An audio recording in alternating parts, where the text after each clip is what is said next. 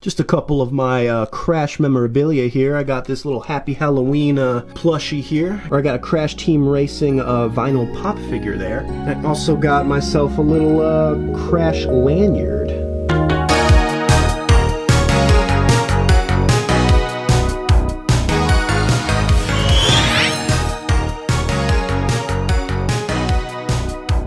Hello, I am back, and I'm here to do another game review. I don't do game reviews on my channel very often, but I felt like I had to because a sequel to one of my favorite series of games was just released, and it is the first original game of this series to be released in, I believe, the past at least over 10 years, and that is Crash Bandicoot 4.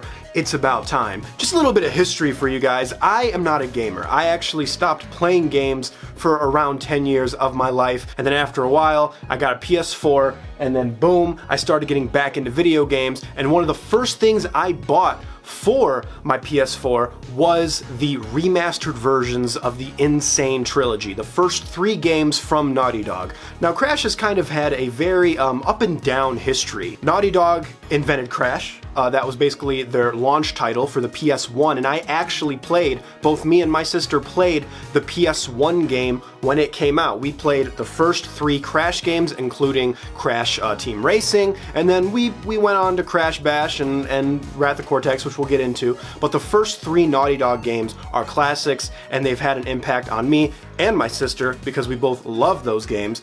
Naughty Dog did an amazing job, but after a while, they somehow lost the rights to Crash Bandicoot and they were sold to Universal. And after Crash Team Racing, we got things like Crash Bash and Wrath of Cortex and Twinsanity and all that. Now, I know that Wrath of Cortex and Twinsanity both have their die-hard fan base, and I understand. I actually do have a soft spot for Wrath of Cortex myself, which up until this point technically was Crash 4, and then Twinsanity being Crash 5. However, Wrath of Cortex did have a lot of problems, and it was not very well received. Same thing with Twinsanity. Twinsanity is personally when I fell off. As soon as Crash went open world and you could explore this open world instead of the linear kind of side-scrolling mechanics that Crash was known for, as soon as they abandoned that and went open world, that's when I kind of lost interest in Crash. So the last Crash game I actually played was Wrath of Cortex before the Insane Trilogy. So after Naughty Dog, they got sold to Universal, which then went to Vivendi, which we all know that side of Crash's history.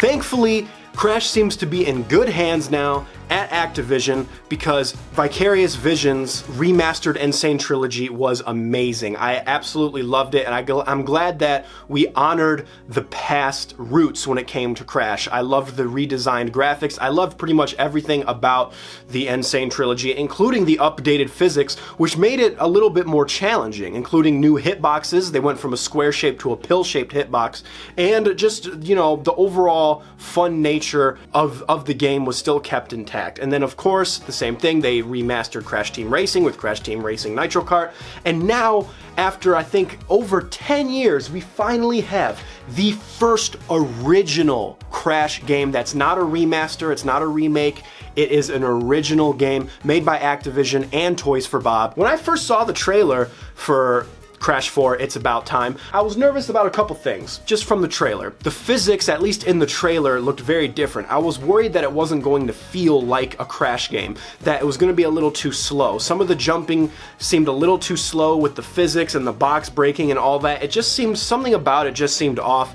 I did like the new animation style. It did take me a while to get used to because I really did love the Insane Trilogy remasters graphics, but instead Toys for Bob opted to do a more cartoony, almost Looney Tunes-esque kind of, you know, 2D mixed with 3D kind of graphical art style, and I really enjoyed that. At first it took a little bit of getting used to, but I did eventually warm up to it, and I do love it. And I was also nervous that the amount of game in the actual game wasn't going to be worth the $60 price tag. So is it worth $60? What happened to those concerns I had? Let me tell you something. After playing this game, all my concerns were completely blown out of the water because this game is freaking amazing. First of all, one thing I do like is that this is touted as Crash Bandicoot 4, a title originally held by Wrath of Cortex. Now, I know Wrath of Cortex, like I said, has its fans. I am one of them. I do have a soft spot, but that game was not very well received, and looking back on it, you can see that the game was broken in some areas, and there were some areas of that game that were not great. You can look at Kadikarus's videos about Wrath of Cortex, because he also likes it, but he does break down what was wrong with that game. What this game does is this game takes the Halloween 2018 approach and just ignores all the sequels after the original Naughty Dog trilogy and says those games never happened. We are the official Crash 4 canonically. How many times have you beaten this clown anyway? 3. Really? Only 3? Funny. Seemed like more. And I really do love that. I love that because it really dives deep into the lore. The mechanics of this game and the physics, the thing I was most worried about from the trailer, are perfect. The physics are smooth. I would honestly say that the hitboxes and everything are probably even better than the Insane trilogy, because the fluidity of this game feels so smooth, and it doesn't feel slow. It doesn't lag. You know, there are things about this game that I was concerned about that this game proved me wrong about, and the physics being one of them. I was nervous that it was going to be too slow. Just, I don't know why. From the trailer, everything seemed a little slow to me, but this really does feel like a original Crash game where they got the physics right, and I was really excited about that. The graphics, like I said, are beautiful, and just to add upon it, I think this is one of the most beautiful Crash games ever made, because there are times in this game where I actually look around in the environment and I would die because I'm just so lost in the amazing environment that Toys for Bob created with this game. Absolutely amazing environments, amazing textures. I love the cartoony feel of it, but the world seems so beautiful and so vast. Like, something that this Crash game doesn't have is small little in-level cutscenes that happen where the camera kind of pans above and looks at the area around you, and it is beautiful. It's great.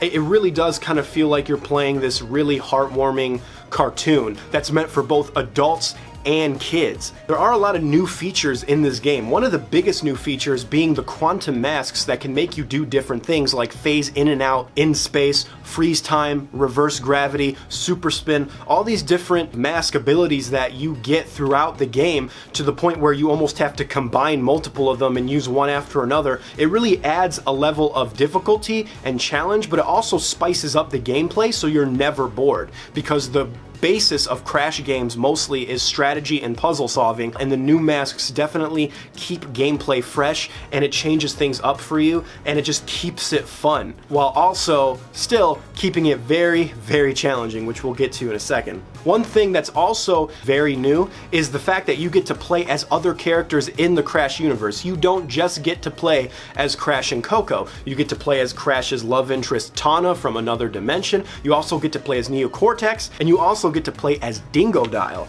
And seeing them kind of interwoven into the story is awesome, and the fact that you get to play as these characters is so cool. Each character plays differently and has their own abilities, which again just keeps the gameplay really, really fresh. There's also a variety of skins that you can unlock in this game, and that's the one thing I really do love about this game. I was nervous about the $60 price tag because I was like, is this gonna be long enough to justify a $60 price tag? And let me tell you something, it is justified, because this game is long. I don't know if I just suck at the levels and it took me like 30 minutes each level to beat it. Regardless, the story mode in this game is very long, and there was a point in this story where I thought I beat the final boss, and then I had 2 more freaking islands with a whole batch of new levels just appear, and I was like, what? I thought I was done with the game. Not only do you get a ton of levels on a ton of different islands with a ton of different mask abilities with bonus levels and all that, you also get things like flashback tapes, which are basically just challenging box-breaking puzzles where you need to collect all of them in order to get your platinum relics. There's time trials as per usual, but there's also a new thing called inverted mode, where every level has an inverted style to the original level, where something is different and there's a gimmick that goes along with it that kind of trips you out, like everything is black and white and you have to paint the area with your spins. So the replayability in this game is fantastic, and it never gets boring because there's all the gem collecting you have to do. You got to get the flashback tapes, you got to beat the inverted mode to get all the gems, you got to 100% it. There's the time trials, and then there are also things called alternate timelines where you get to play as Tawna, Dingodile, and Neo Cortex and kind of almost fill in these gaps in the story from their perspective. The only thing that's a little strange about that, and I understand why they did it, because Crash 2 kind of did the same thing where once you do their alternate timeline story, you beat that level, it drops you off in the middle of a level you already played as Crash or Coco. You have to continue the level from Crash's perspective, so you basically have to replay the level as Crash or Coco with just slightly different box layouts, which to me can be just a tad annoying because you already played that level, but it's just a small gripe. I think my biggest gripe with the game personally has nothing to do with the gameplay, has nothing to do with the amazing new skins you can unlock, it has nothing to do with the voice acting or the graphics, and nothing to do with the challenge. My biggest gripe is probably the loading times. Wrath of Cortex got a bad rap about its long loading times, but this has some pretty bad loading times as well. The loading times of this game are a little too long, and I know that there's hardware and software limitations that lead to long loading times, but when I'm playing there or I'm with my sister, it's kind of just annoying having to wait a very long time for the game to load. You know, this kind of came out at a strange time when the PS5 is about to come out. Maybe the loading times will be significantly lower or, you know, gone altogether, because I heard the PS5 is supposed to get rid of loading times completely, and if that's true, that it would be groundbreaking. But that's probably my biggest complaint about it, honestly. I have to mention one thing, it's the elephant in the room, and that is the game's difficulty. The original trilogy was always difficult. Crash was always difficult, but it wasn't so difficult to where a kid probably couldn't do it. I remember when I played the PS1 version, I got through most of the levels, you know, pretty easily. You know, this was PS1 days. I honestly don't see how a kid could get through some of these levels. Some of these levels are brutally difficult. A lot of people are calling this the Dark Souls of platforming, and I've never played Dark Souls, I've never played Cuphead, but I guarantee you this game is harder than both of them. And I know that's a bold claim considering I've never played Cuphead or Dark Souls, and those games are known for their difficulty, but this game and the Crash series is also highly known for its difficulty. And holy crap, there were levels on this game where I died almost 200 times, to the point where something new that's also available in this game, there are two modes of difficulty. Modern mode and retro mode. Modern mode basically means you can die as much times as you want, so you will never get a game over screen. Originally, I was like, that's dumb, I don't like that, that's a little too hand-holdy, I'm gonna do the retro mode because that's what I'm used to. I'm gonna collect the lives, and if I lose them all, I'm gonna get a game over. I did that for maybe the first 3 islands, and then it got to a couple levels where I was like, I need to change this to modern. I need to change this to the modern mode, because I just kept dying and getting game over, to the point where I was just like, holy crap. The levels are like very long, more, I think longer than any other Crash game. The fact that they give you a mode that never has a game over, I think kind of speaks for itself when it comes to the difficulty of this game. One thing they also added was a jump marker, kind of circle that goes underneath Crash to where you can see where you're landing. And at first, when I watched the trailer and I saw that and I saw people talking about that, I was against that. I'm like, that's very hand-holdy. I'm like, I don't like that. I don't like almost having my hand held saying this is where you're supposed to jump. But after a while, I came to freaking love that circle. I died mostly in this game, not from enemies, not from hazards, but from misjumping. So that yellow circle, I came to freaking love that thing. And if you really don't like it, you can turn it off in settings. Another thing about this game is the boss battles. Boss battles in Crash history have always kind of been easy. Like, the boss battles have been way more easy than just the normal levels, and that's kind of been a running joke in the Crash series that the bosses are extremely easy compared to the actual levels. Not in this game. Let me tell you something, the bosses in this game are actually very difficult. Toys for Bob and Activision were like, no, we're not making the bosses easy this time.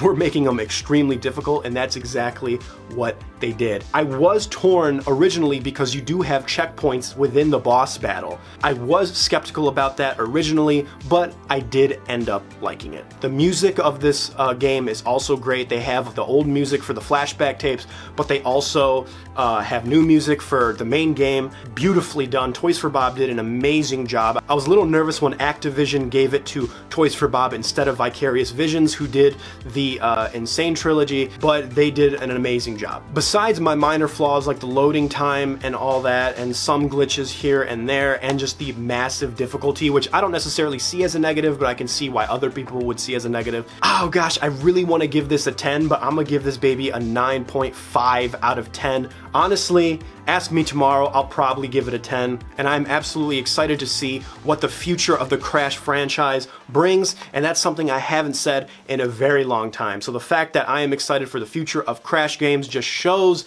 how well this game is made. That's it for me, guys. I'll catch you guys later. Bye!